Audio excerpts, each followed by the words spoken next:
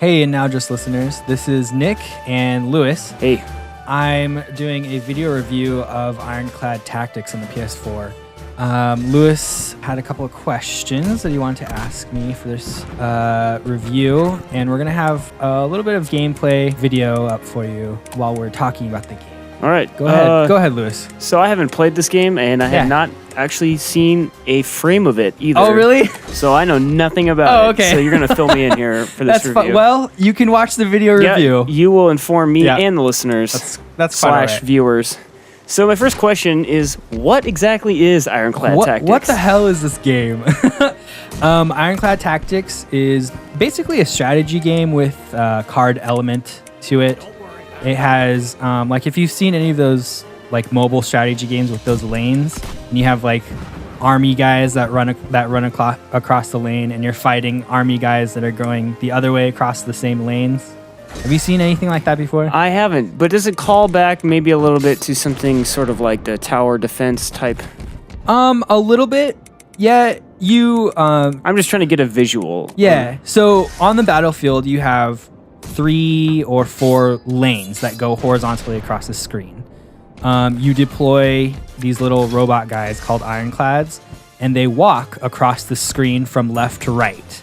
And your opponent has similar robot guys that walk from right to left. Okay. Once they encounter each other in the lane, they fight each other. Okay. And it has a turn-based element to it where your turn goes. You can't stop the game. I mean, you can pause the game, but you can't stop the elements from progressing. So the robots keep walking in front of each other until they hit each other. Usually the object is for you to get across to the other side, to the right side, and garner enough victory points to win that level. Okay. So the cards come into play by you have to deploy the robots. Each of them have their own cards.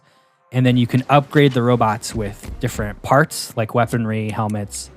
You can also maneuver the robots to different, like a card has lane switching or healing abilities and stuff like that. Okay. Can you play cards at any time, or is that part of your turn? You can, but some will only play after a certain part of the turn. Okay.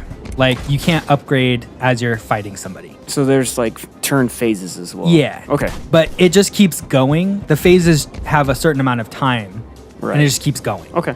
Yeah. So it's sort of like, I guess, liken it to the timed turn-based battle system in something like Final Fantasy VII, where you've constantly got a timer ticking down. Exactly. Until you can make your next action. Mm-hmm. Okay. And everything just keeps going.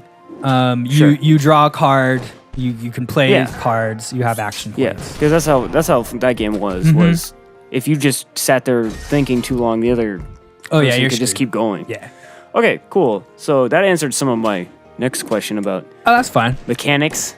But I was wondering, does it remind you of any other game? Anything it's similar to at all? Or is it kind of its own deal? It is kind of its own deal. There are similar games that do that whole laning mechanic. But as a whole, it's pretty unique. It is unique in that it mashes up two types of mechanics, yes. Okay. So it does affect it that way. It's also unique in the fact that it's set in the Civil War era of the United States. That was my next question. Yeah. Tell me about the story and setting. Yeah, so it has an alternate history effect to it where these robots are basically just pop up.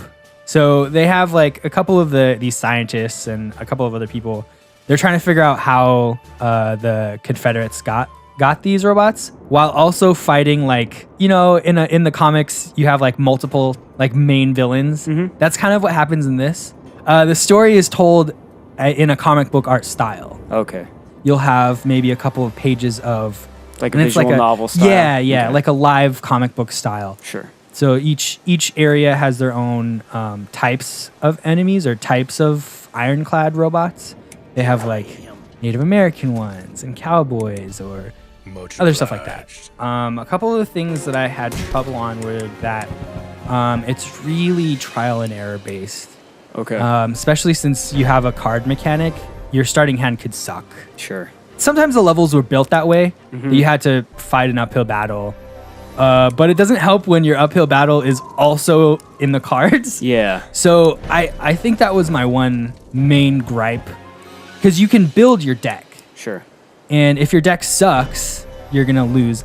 But if you have a bad hand, you're going to lose. Okay. So it was hard for me to determine which one was happening sometimes. It was hard for me to determine whether I had a crappy hand or a crappy deck. Okay. And my last question, who do you think would enjoy this game? I think if you're really wanting something on the PS4 in terms of strategy, you might enjoy this game.